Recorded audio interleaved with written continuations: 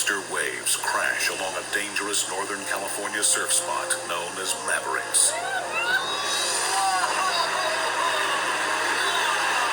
Surfers say a wipeout on these 30-foot waves is like falling off a 3-story building, then having the building fall on you.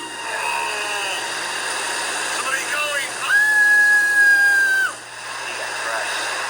But a professional surfer has never died on a big wave. Until now. Mark Fu is considered one of the best big wave surfers in the world. So when he wipes out on a modest 15-footer, no one is concerned. It isn't until his body resurfaces, still attached to a fragment of his board, that his friends realize the sea has claimed one of surfing's greats. His death stuns the surfing world, and what happened on Mark Fu's last ride at Mavericks is still a mystery. By the time he arrived at Mavericks in 1994, the confident 36-year-old Hawaiian was calling himself surfing's consummate living legend. This is H3O, Hawaiian Heavy Water TV. He is the producer and host of his own weekly surfing show. So when word spreads that the largest waves in a decade are hitting a remote California coastline, the legends have arrived. Mark Fu is there. Mavericks is a dangerous rocky outcropping and reef break 22 miles south of San Francisco. It was discovered by local surfer Jeff Clark. Over time, he has learned of Mavericks' hidden dangers. There's caves down there that are like rooms. The rocks out there are not round, they're really sharp.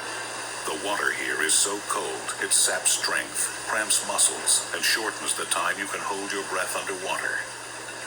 And the underwater caves can trap surfers thrown into the violent surf.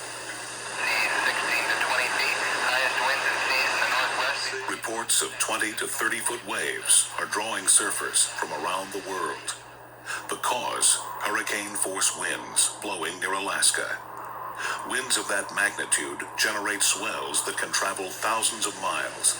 When they hit landfall, they produce enormous waves. Photographer Stephen Spaulding is filming the action from a camera boat. The waves were getting better. The lighting was getting better. The talent was all there. It just seemed to kick in a high gear, and it was quite a show. This is Mark Fu's first visit to Mavericks.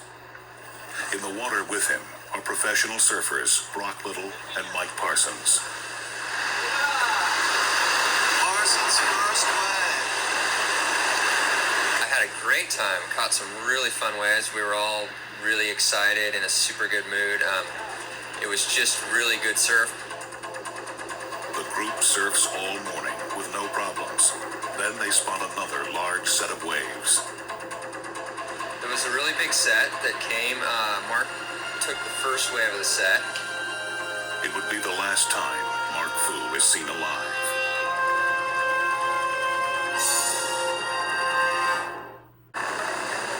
After successfully riding several of the monster waves hitting a remote California reef, surfer Mark Fu barely gets into position on another. But this time, he loses his balance and falls hard. He's drawn up the face of the wave and thrown over the crest, disappearing into the pounding white water. From another angle on the shore, he falls hard on his face. He's now at the full mercy of the wave. He then appears as a silhouette in the roof of the wave before he's thrown forward into the crushing white water. Seconds later, Mike Parsons and Brock Little catch the next wave. Like Fu, Parsons loses his balance and falls. He is smothered by the full force of the cascade. Little is overwhelmed by the churning white water as well. The wave came down right on my chest, and I was really definitely scared underwater because I knew I was in for a ride when you wipe out on a wave that size. As Parsons and Little toss and turn, Parsons bumps into something. Deep underwater, and I was thinking I was tangled up with Brock because I felt a body bump into me. When I look back at the video footage now and see what happened, it was actually Mark Fu underwater that slammed right into me underwater. Little makes it to shore, battered and bruised. Seconds later, Parsons washes up beside him. Both are exhausted. Parsons paddles out to the camera boat and calls it quits for the day. Got thrown into a cave. Got held under for 2 days. Thought for sure I was dead. I don't know how I lived. But no one has seen Mark Fu since his wipeout. So where's Fu? I don't know. Fu broke his board. For the moment, there's no cause for alarm. To tell you the truth, I didn't even think about it. I mean, I don't think anyone thought about it. We just assumed that he had gone in to fetch another board to paddle back out, and that can take some time. So we just assumed Mark was on shore. We didn't realize that he was lost. That's sick, man. Despite photographers on the water and spectators on shore, no one realizes Fu is missing. It's not until an hour later when Parsons and Spaulding make a grisly discovery. And just near the entrance to the harbor, we spotted another piece or two of Mark's board. And one of the pieces Mark was attached to, and that's when we discovered that we'd lost Mark. I actually was really almost in shock. I got to the harbor, went and called my dad. His father's answering machine records Parsons' emotional phone call. Mark Fu is dead. No. I just pulled him out of the water. Oh, that's terrible. No, I didn't saw him. I didn't see him. I didn't know. I was right next to him. The fact that I bumped into him underwater is it's something that, you know, for a long time I'd wake up at night and think about it. It's a pretty eerie thing, pretty scary thing. The official cause of Mark Fu's death is drowning. There were no signs of head injury or broken bones, only a small cut above his eye. Local surfers believe Fu may have been trapped in an underwater cave and drowned.